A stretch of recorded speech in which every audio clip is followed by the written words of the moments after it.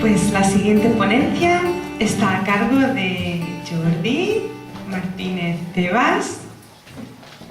Él es sacerdote del Templo de la Diosa, también es sacerdote de la tribu del mar. ¡Ay! Del mar. Lo he dicho mal, perdón. Sacerdote del mar. Jordi está formado en chamanismo en la Fundación de Estudios Chamánicos Michael Harner, la medicina chamánica arcoíris. Y Jordi hoy nos trae una ponencia con el título Sanación chamánica. Un aplauso, por favor.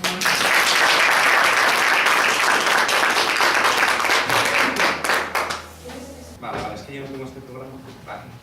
Hola, ya está. Bueno, bienvenidos y bienvenidas, aunque ya estamos a punto de concluir las jornadas del Día del Paganismo. Bueno, como muy bien me ha presentado Belinda, yo soy Jordi Martínez, estoy colaborando con el Templo de la Diosa desde hace ya bastantes años, me he formado con ellos y como el Templo de la Diosa agrupa mucha diversidad a nivel de prácticas religiosas, y hoy pues me cogieron a mí, que como muchos de nosotros me imagino que también empezamos de manera solitaria en este camino, hasta que luego poco a poco vamos conociendo otros senderos y nos vamos encaminando y juntando con más gente, ¿no? En mi caso, pues hace ya unos 7 años así que empecé a practicar el chamanismo y lo he convertido prácticamente en mi práctica diaria, espiritual. Y bueno, poquita cosa más así a nivel mío. Bien, primero lo que quería explicar es la imagen que tenemos nosotros del chamán, ¿no? Por desgracia, como pasa con muchísimas otras religiones, politeístas sobre todo, nos encontramos con una distorsión de esa imagen, ¿no? Igual, la verdad es que las prácticas chamánicas, muchas de ellas se salen de lo normal. Podemos ver al típico chamán pues disfrazado completamente de cabeza a los pies, haciendo ruidos raros, bailes extraños, todo un poco como ecléctico, ¿no? Que no parece que siga ningún patrón, sino que es todo un poco raro, todo el cuadro. Y claro, eso a lo largo de los años ha hecho que se desvirtúe mucho la imagen del chamán. Y en línea con esto, se cree que absolutamente todos los chamanes del mundo, todos utilizan las plantas sagradas, y sobre todo, plantas sagradas o alucinógenas para entrar en ese estado de consciencia alterado que nos permite hacer ciertas cosas, ¿no? Sin embargo, esto no es así. O sea, de las tribus chamánicas más estudiadas a lo largo de los tiempos, únicamente el 15% son las que usan este tipo de plantas sagradas para inducirse el estado alterado de consciencia. Que con la cantidad de tribus chamánicas que existen, ese 15% son muchas tribus, sí, pero todo el otro tanto por ciento, ¿qué pasa con ellos, no? Pues utilizan otro tipo de técnicas para inducirse el estado alterado de consciencia, como puede ser el sonido repetitivo de un tambor, la danza ritual, etcétera, etcétera. Bien, dicho esto, ¿qué es el chamán? ¿Qué es? Es muy complicado de explicar, aunque para mí, yo lo tengo bien claro en mi cabeza, pero es complicado de explicar. Os he puesto esta foto, que es una foto de Google de un árbol, donde se ven las raíces bien sumergidas en la tierra, bien expandidas. En el mundo chamánico, a modo general, se cree la existencia de reinos espirituales, que son el mundo de arriba, el mundo de abajo y el mundo de en medio. El mundo de en medio correspondería a la tierra, donde vivimos ahora, en el mundo físico, aunque también tiene su plano espiritual. El mundo de arriba y de abajo, aunque aquí un poco separado, aquí no se ven 3 esferas, se ve solo una, que es el árbol, y otra que son las raíces. En la mayoría de tribus chamánicas se considera que es todo como una esfera donde estamos rodeados de ese mundo espiritual del que nosotros absorbemos energía y convivimos con ese mundo. Entonces, ¿qué hace el chamán? Pues, al igual que un árbol tiene su parte física, y vemos aquí las hojas muy bonitas, algunos pues con frutos, con flores. Esa copa de árbol, digamos que es el mundo físico, Pero ese mundo físico es un reflejo del mundo espiritual. Nosotros, al igual que un árbol, ¿no? Es la famosa frase del Hermes Trismegisto, ¿no? De igual que es arriba es abajo. Muchas tribus chamánicas piensan que un árbol es el reflejo del mundo espiritual, de cómo nosotros, el mundo terrenal, absorbe energía del mundo espiritual. Al igual que el árbol coge los nutrientes, el agua para sobrevivir y nutrir a la parte física, la parte que se ve, la parte externa, la parte bonita, nosotros el mundo material absorbe energía del mundo espiritual. Si tenemos una enfermedad en el plano físico, sea cual sea, tiene un reflejo también en el mundo espiritual. Algo en el mundo espiritual no funciona, algo está mal. Entonces el chamán es ese jardinero que lo que hace es rebuscar, se mete debajo de la tierra, mira las raíces, mira el estado, busca el problema, arregla desde la raíz, desde el mundo espiritual, para que luego ese cambio poco a poco vaya curando o que se refleje en la parte física, en la parte que vemos.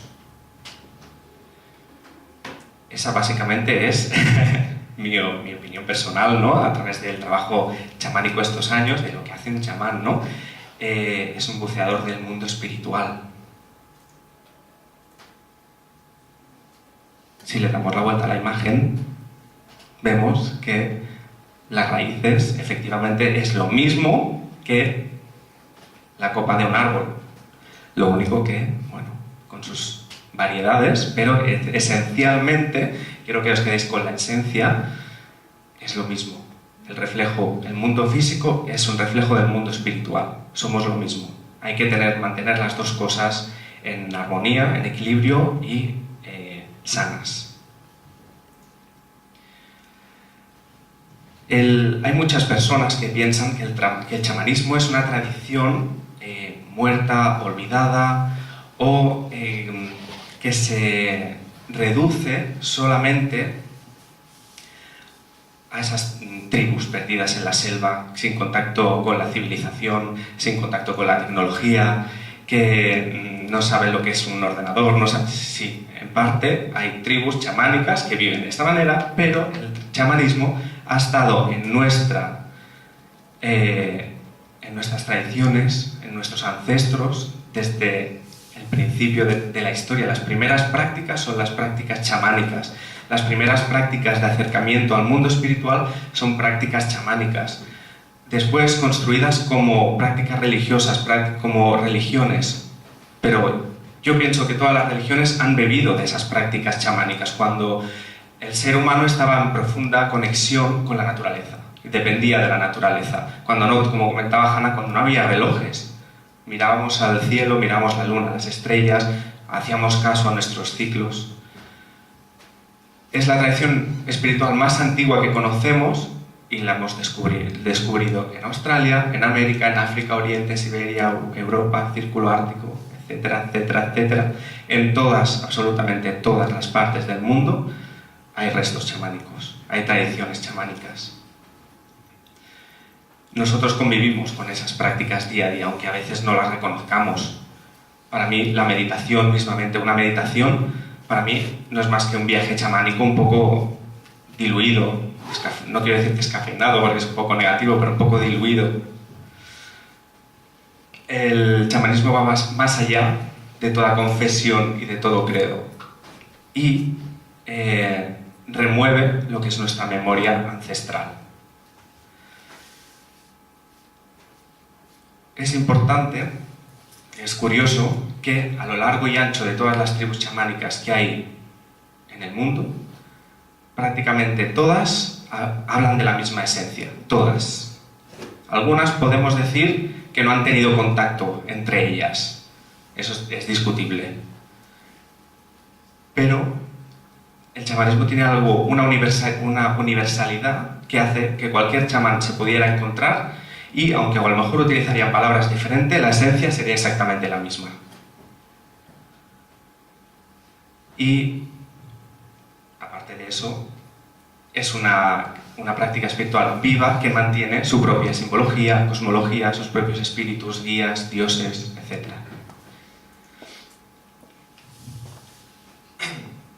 Con lo cual el chamanismo se mantiene vivo en nuestros días. Hay un interés creciente cada vez más en las técnicas chamánicas porque la gente cada vez tiene esa necesidad creciente también de conectar cada vez más con lo ancestral. Tenemos una necesidad de buscar unas raíces que el chamanismo en muchos ámbitos nos proporciona. Siguiendo con la definición de chamán, un chamán en una tribu puede tener diversos papeles. Muchas veces los agrupa a todos. Puede ser el cabeza militar, puede ser el cabeza de la tribu o la cabeza de la tribu. Puede ser el sanador o la sanadora. Puede tener muchos papeles. Pero sí que hay un papel que yo creo que va con la palabra, que es el de sanador. Un chamán o una chamana que no hace sanación, para mí no es un chamán ni una chamana. Es otra cosa. Será la cabeza de tribu, será la cabeza militar, etc. Pero no será una chamana ni un chamán. ¿Quién es el chamán? ¿Qué es lo que hace? Ha sido una pregunta al aire. Una persona que no ha estudiado, por ejemplo, me lo invento, que no ha hecho carpintería nunca, ¿puede formar carpinteros? Si no tiene conocimiento, no sabe lo que es la experiencia de tallar madera, ¿puede formar otros? No.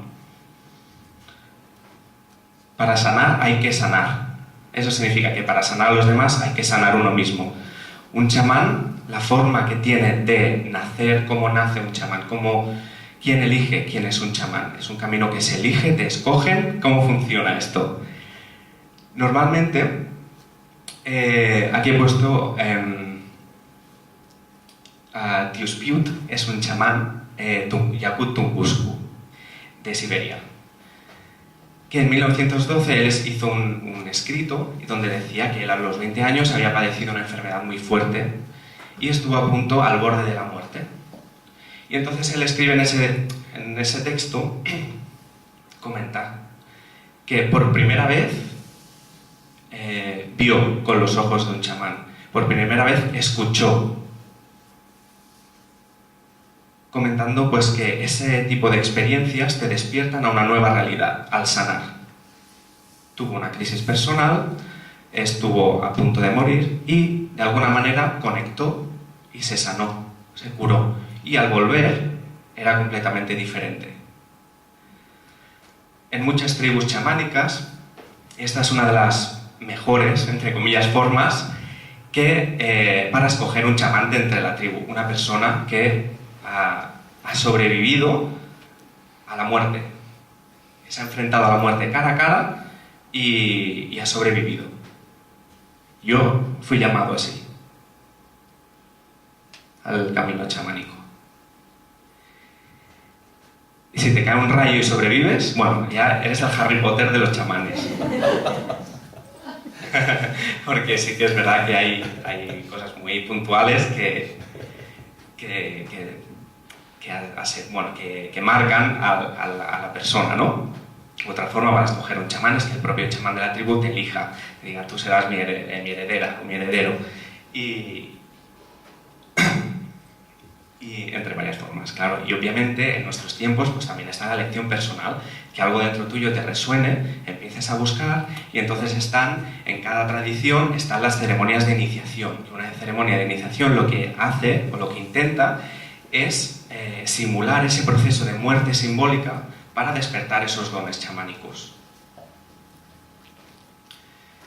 ¿Cómo sana un chamán? Una vez ha sido escogido, ya tiene ya ha escogido su camino, ha hecho sus prácticas, ¿cómo sana?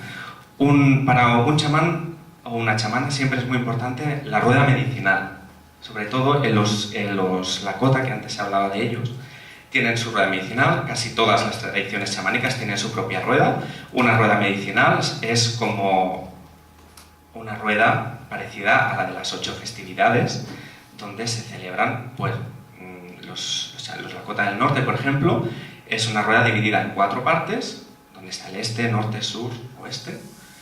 Y sí, casi todos tienen, ¿eh? Los Cherokee también tienen una, bueno, sí, de toda América tienen varían un poquito, porque claro, cada dirección pues tiene su simbología, tiene su color, tiene su animal de poder, su simbología, y en esta rueda, al igual que en la rueda de las 8 festividades, pues cada uno se encuentra reflejado y puede obtener una sanación de esa rueda. Entonces es como una práctica espiritual básica. Esa rueda se puede montar en un altar personal para tenerla de modo de adoración o de centro de poder. Se utiliza como centro de poder. Se puede, por ejemplo, en grandes espacios también se construyen ruedas de piedra para situarse físicamente, meditar y sanar aquella parte. Te colocas en la parte en la que tienes que trabajar y mediante la meditación o el viaje chamánico, pues lo que haces es sanar esa parte que te toca. Otra cosa que es muy importante para la sanación chamánica, el viaje chamánico. Como os he comentado al principio, el chamán es la persona que se sumerge en el mundo espiritual para ver qué hay allí y sanar. Siempre esta parte, tanto la rueda más o menos como el viaje chamánico, el viaje sobre todo, está siempre presente en la sanación. Y ligado con el viaje chamánico, los animales de poder. Un animal de poder, a mí me hace gracia a veces gente que viene y me dice ¡ay! Dime cuál es mi animal, dime, ¿qué tengo? Y digo, bueno, a ver, me hace gracia que los traten como mascotas, y bueno, me hace gracia y me irrita un poco al mismo tiempo, porque para un chamán el animal de poder es muy, muy importante, muy importante. Es un aliado sin el que no se viaja, nunca se hace un viaje sin el animal de poder. Es un guía, un sanador, propiamente, el propio animal ya es un sanador, y un protector. El chamán no se mete en el laberinto, porque es un laberinto en el mundo espiritual, sin la compañía de un guía y un protector. Eso te ayuda a ver, ¿no?, de alguna manera, que tú no tienes el poder completo, que no puedes hacer lo que quieras, que necesitas ayuda también, que necesitas de un guía, de un animal. Estos guías es importante tratarlos con cariño, con respeto, igual que tratar como a una deidad. Puedes ponerle un incienso, hay bailes especiales que te conectan con el animal de poder. Y el animal de poder está contigo siempre y te aporta una energía extra a la hora de sanar y curar a los demás. Entonces, básicamente son herramientas que un chamán o una chamana siempre tienen. La rueda medicinal, el viaje chamánico y sobre todo los animales de poder. Tipos de técnicas que podemos encontrar de sanación chamánica, un montón. La recuperación del animal de poder. Se dice que cuando un niño, sobre todo, de repente enferma, no se sabe por qué, se encuentra débil, se encuentra como desfallecido, se dice que el animal de poder se ha desconectado. Por algún motivo que se desconoce, el animal de poder se desconecta y se ha quedado sin esa protección. Entonces el chamán o la chamana lo que hace es hacer un viaje al mundo espiritual en busca de un animal de poder para la persona que lo ha perdido, para la persona que se ha desconectado. Y cuando lo encuentra, mediante una ceremonia, lo devuelve, lo trae a la realidad y lo conecta con la persona. Y funciona. Funciona. Otra forma de poder, otra forma de sanación chamánica, el canto al alma. El canto al alma a mí me encanta. Me encanta porque es una técnica que te conecta con tu propio poder interior. Estamos acostumbrados a invocar energías externas, a invocar a diosas, a invocar a espíritus, a invocar a los puntos cardinales, pero ¿y yo? Yo tengo un alma. ¿Por qué no puedo invocar a mi propia alma? ¿Alguien ha hecho una técnica parecida alguna vez?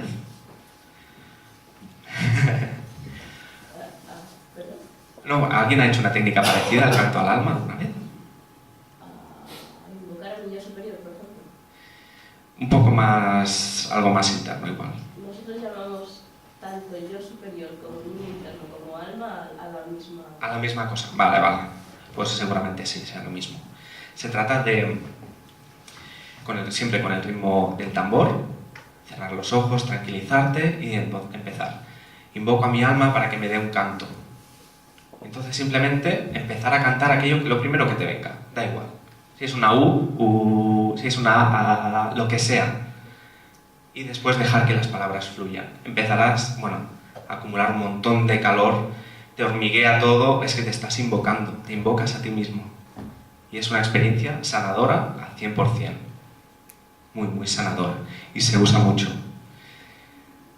Otra técnica chamánica de sanación, la adivinación. Los sagomas, por ejemplo, de KwaZulu-Natal, los sagomas son una tribu de Sudáfrica, utilizan mucho la técnica de adivinación para sanar, porque el saber es poder, no nos tenemos que olvidar de eso. Muchas veces podemos tener problemas y no tener ni idea de dónde provienen. Pues igual hay algo a nivel ancestral de la línea familiar y tú no lo sabes, no lo puedes sanar. Entonces las técnicas de adivinación van muy bien para ese tipo para darte cuenta, ¿no? Para saber. Recuperación del alma fragmentada. Muchas veces, sobre todo, se dice que el alma podemos perderla, podemos perder trozos de nuestra alma cuando tenemos un accidente, cuando pasamos un trauma, cuando pasamos un susto, cuando pasamos cualquier situación traumática, violenta. Se dice que nuestra alma se queda, un trozo de nuestra alma se queda en esa situación. Y a lo largo de la vida vamos perdiendo trozos. Y llega un momento de dudas existenciales que decimos, ostras, es que no sé qué me pasa, me siento vacío. Intentamos llenar ese vacío. Normalmente con alguna adicción. Nos volvemos adictos a la bebida, al tabaco, al sexo, a las compras. Nos volvemos adictos porque intentamos llenar ese vacío que tenemos. Entonces el chamán y la chamana lo que hacen es viajar una vez más al mundo y traen esos trozos perdidos de alma y van recolectándolos y los van pegando en su sitio, que también es una experiencia son experiencias muy fuertes. El chamanismo es la sanación más fuerte que yo he probado a nivel espiritual, sobre todo porque impacta mucho. Una vez haces un viaje chamánico o haces una práctica chamánica, no vuelves a ser el mismo. Extracción de intrusiones espirituales. También se dice, en muchas tribus chamánicas, la enfermedad es por brujería o por espíritus. Se dice que a veces cogemos energía de los demás, ¿no? Alguien está muy enfadado, tú llegas a un sitio y dices, uy, qué mal me siento. O vas al cine y te sientas en la butaca, uy, qué raro, no me siento nada bien. Se dice que cogemos cosas de los demás. Y otra técnica de sanación chamánica es esta, simplemente tumbar al paciente en la camilla y ir quitándole todo aquello que no es suyo, todo aquello. Le va renovando hasta que finalmente pues, la persona puede brillar con su propia luz y no está tapada de todo aquello que ha cogido de los demás. Otra técnica de sanación, los inipis, que antes comentaba el compañero. Es cierto, el inipi sobre todo se utiliza en los Lakota, los Ojibwa, los norteamericanos, y simboliza la madre tierra. Y sí que es cierto pues, que ellos decían, oye, pues si las mujeres tienen ese espacio y pueden reconectar con la madre, oye, pues yo también quiero volver al vientre. Y entonces crearon los inipis que de alguna manera intentan reproducir las sensaciones que puede tener alguien dentro del vientre, pues el calor, la oscuridad, y luego dentro pues se hacen unas ceremonias, unos cantos chamánicos, etcétera, que son también pues, para conectar con la madre, volver al vientre. La búsqueda de visión. La búsqueda de visión es otra técnica de sanación chamánica, es una práctica individual, donde uno lo que hace es ayunar. O sea, literalmente se va a la montaña y pasa mínimo una noche entera en ayuno, sin comer, sin beber y alejado de todo y de todo el mundo, buscando una visión. La búsqueda de visión es donde vas a llorar, a rogar a los espíritus, a soltar.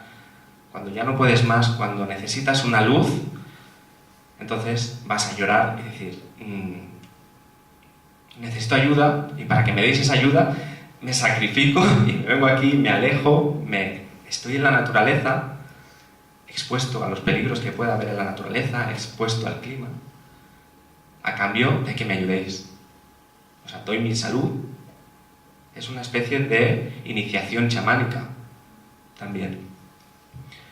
Y también es muy, muy enriquecedora. Otro tipo de sanación chamánica que se hace, trabajo con los sueños. Están los dream walkers, los caminantes de sueños.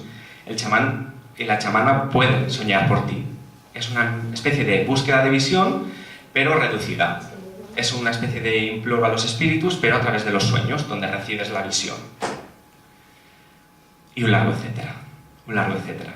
Realmente, a través del viaje chamánico, la chamana, el chamán de la tribu, cuida a su tribu, cuida a su gente. Hace sus viajes, hace sus sistemas de adivinación, hace sus sesiones de sanación para siempre ayudar a su tribu.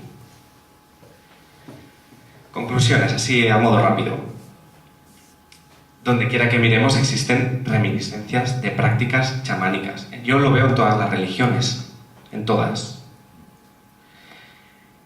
Otra cosita que quería aclarar, el tema del neochamanismo, últimamente. Muchas veces se utiliza el término neo como un neologismo despectivo. Se añade el neo a todo, lo nuevo que sale, todo lo que rompe con lo ancestral, todo lo que no tiene una tradición purista.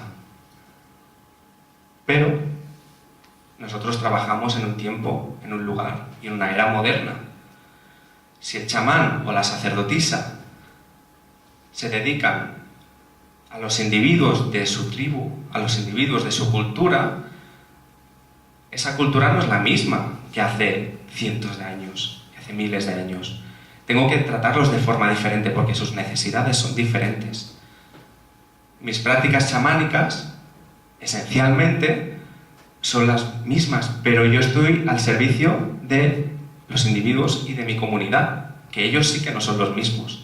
Tengo que hacer unas prácticas diferentes, tengo que hablarles con un lenguaje diferente. ¿Hasta qué punto eso es un neo? Si mis prácticas esenciales son las mismas, ¿no? Que tenga la palabra neo tampoco es malo. No tiene por qué romper. Si yo estoy ayudando a mi comunidad de la misma manera, no tiene por qué ser malo. Y como comentaba antes, pues hay una gran oleada de interés creciente actual pues, por estas prácticas chamánicas. Y siendo personas modernas, también podemos estar conectados con el mundo espiritual, el mundo de los espíritus, conectar con nuestros antepasados y encontrar modos de florecer nosotros mismos, aunque vivamos en otra época, en otra cultura, podemos encontrarlo. Y es tan eficiente hoy como lo fue antaño. Entonces, bueno, más o menos. Muchas gracias.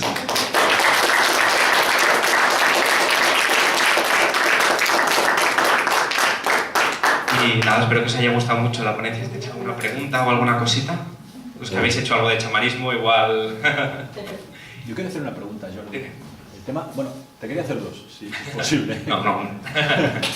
El tema de los animales de poder. Sí. A ver, nosotros que básicamente somos gente urbanita, ¿no? Que Sí. estamos acostumbrados al cemento y que como mucho, los que vivimos en Barcelona tenemos contacto con algún jabalí de vez en cuando. Estamos ahí en Caserola. Sí, no hay un caserola. Y ya están medio domesticados por los animales también. ¿Qué actualidad tiene para gente como nosotros el animal de poder, ¿no? Porque, claro, son animales de poder de gente que ha estado acostumbrada a vivir en la selva con un tigre, con un león, con un jaguar, con lo que sea, ¿no? Y nosotros esa realidad la desconocemos en el fondo, Sí. como vivencia pura. Se desconoce muchísimo. Sin embargo, tenemos una gran similitud con al menos un animal. Siempre. ¿No has visto alguna vez a alguna persona con alguna cara peculiar que diga, hoy se parece a un ratón, a un caballo, ¿no? Ahí, extrañamente, tenemos un reflejo animal, aunque no lo vemos. Es importante porque el saber cuál es nuestro reflejo animal nos conecta con la naturaleza cuando estamos perdidos entre el cemento. es importante porque cuando vamos a hacer una práctica chamánica que es ancestral, es una práctica natural, necesitas estar conectado con la naturaleza. Entonces tienes que encontrar ese reflejo tuyo, ese reflejo animal. Y es importante porque descubrirás que las personas zorro, por ejemplo, como yo, tenemos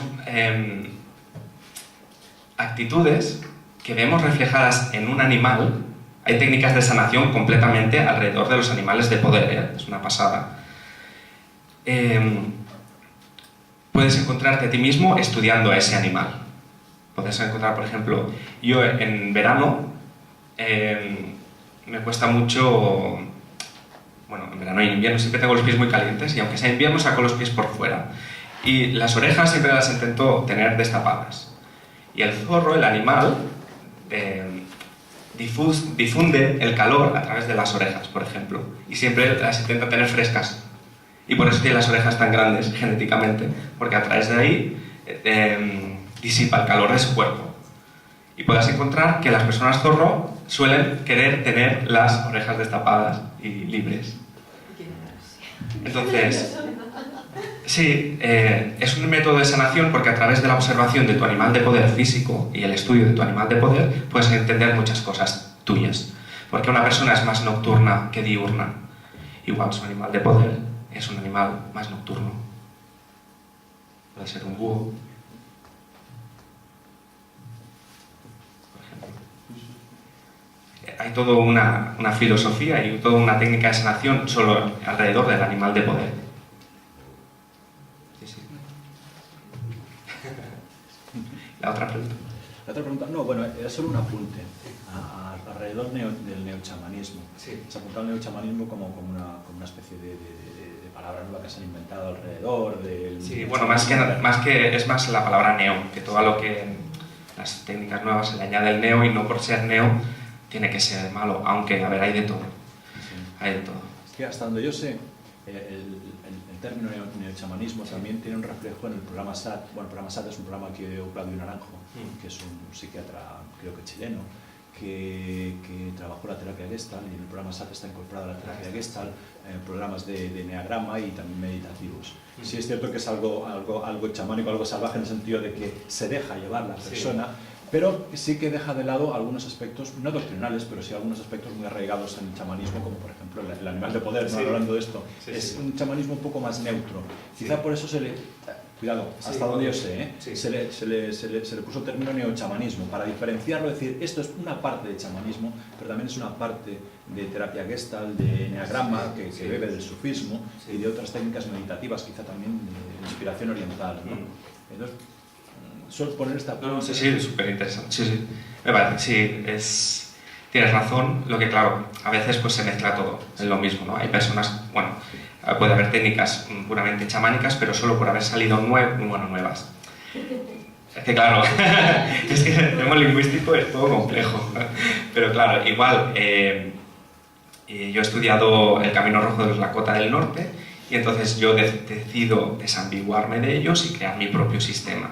Eso sería neo, aunque mis raíces serían, ¿sabes? Es un poco complejo a nivel lingüístico, sí. Pero claro, también está, pues eso, que hay de todo. Igual, yo qué sé, también hay, no quiero decir nombres, pero pues hay formaciones de chamanismo que duran 2 meses y te dan un título de chamán y ya eres un chamán. Y te encuentras a niños de 20 años que dicen, yo soy chamán, he hecho una formación online y soy chamán. Y sí, vale. Y decíamos antes, creo que hemos hablado un poco de eso, el chamán no se define nunca a sí mismo como chamán, sino que es la sociedad quien decide que tú eres un chamán porque me haces un servicio. Yo soy un practicante de chamanismo y para algunas personas soy chamán, sí, pero yo me presento como practicante de chamanismo porque yo, pues a vosotros no os he hecho ninguna práctica chamánica, ¿no? Entonces no puedo decirte, oye, soy un chamán, vengo aquí a darte la chapa, no.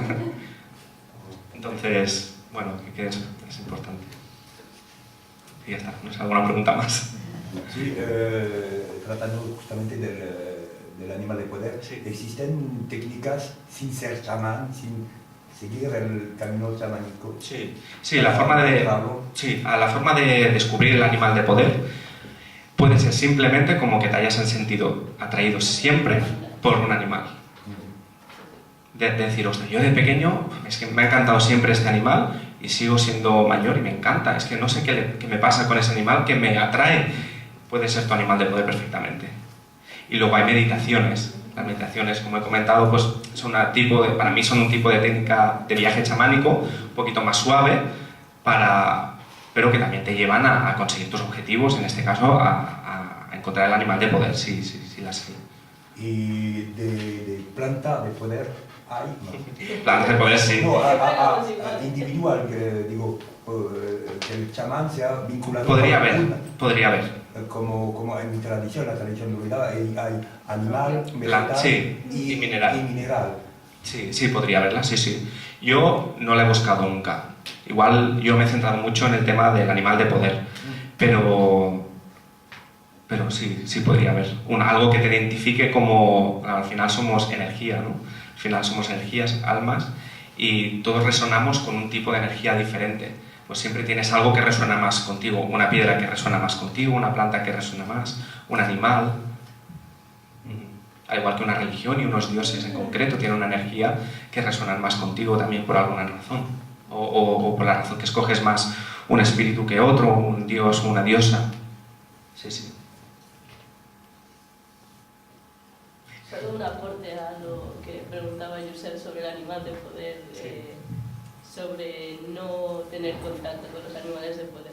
Que sepas que en España hay más de 300 chamanesqueros, de los cuales 30 han ido a Perú y el resto no hemos visto jamás un jaguar, no hemos visto jamás un colibrí en directo.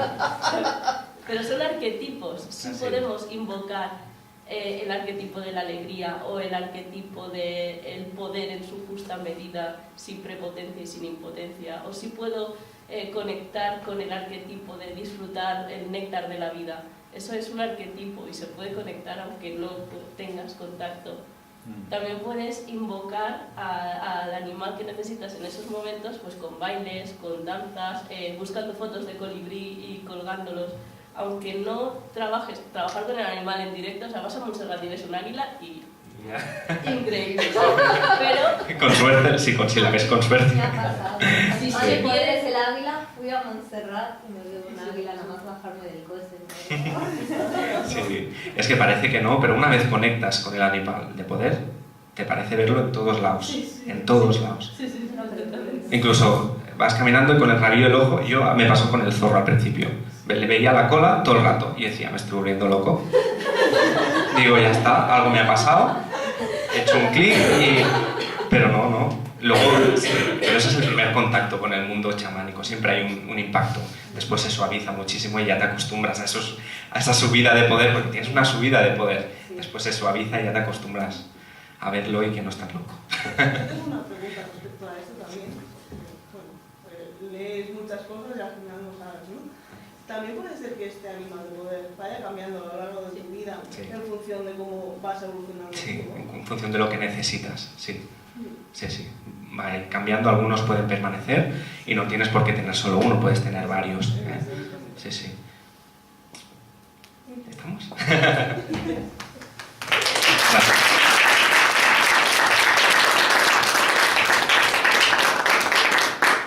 Gracias, Jordi. Muchas gracias a todos por haber venido. Con esto finalizamos la jornada de hoy y finalizamos el Día del Paganismo, la celebración del Día del Paganismo 2016. Oh no, yo estoy muy contenta de lo bien que ha salido todo, muy contenta de vuestra compañía, muy contenta con todas las ponencias.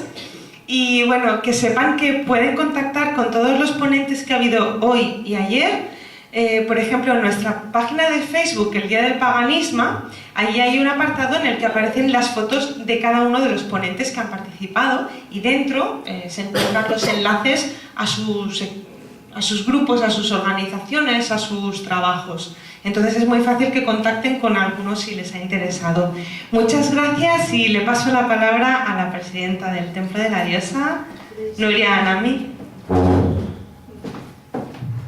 Pues nada, siempre queremos despedirnos con un gran agradecimiento. Muchas gracias a todos por haber venido Estamos muy agradecidos también al Ayuntamiento de Sabadell, que realmente se ha portado muy bien con nosotros, y a la gente del Casal Peracuart, que han sido unos auténticos encantos. Y sobre todo, queremos dar las gracias especialmente. Hanna, tú estás aquí, cielo, levántate, que te aplaudamos. Gaia no está hoy con nosotros, pero muchas gracias de corazón por venir desde Madrid especialmente, os lo agradecemos un montón. Muchas gracias a David Wolfhard de Afrozul, que vino ayer, a Marta Bey de la Hermandad Unidad Unayine, que también estuvo con nosotros ayer. Me voy a dejar a alguien, seguro. Y a Noelia de Equinox, muchas gracias por animarse a venir a presentarnos su proyecto, a apoyar siempre, porque siempre han apoyado estas iniciativas. Sí, a Gaia la he dicho. Habéis visto nuestro fantástico cartel maravilloso, diseñado como desde hace 3 años por nuestra maravillosa artista, que nunca puede estar, pero muchas gracias, Ana, además, tu trabajo es increíble. Y bueno, permitidme que agradezca mucho, que dé muchas las gracias a todos los socios del Templo de la Diosa que estáis aquí, y a los que no también. Este es un proyecto muy deficitario, porque realmente lo hacemos gratis, y todo lo que se pone es posible gracias a los socios. Muchísimas gracias. Y por favor, Antoni, Jordi, Belinda ya la tengo aquí, y no tenemos a Roger Benit, que os vamos a aplaudir, por favor. Gracias por el increíble trabajo.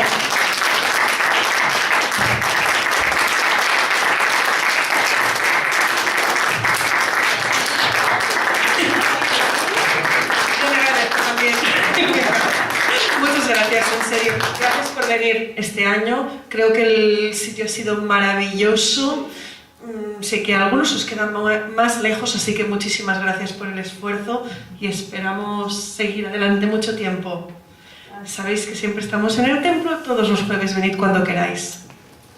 Gracias.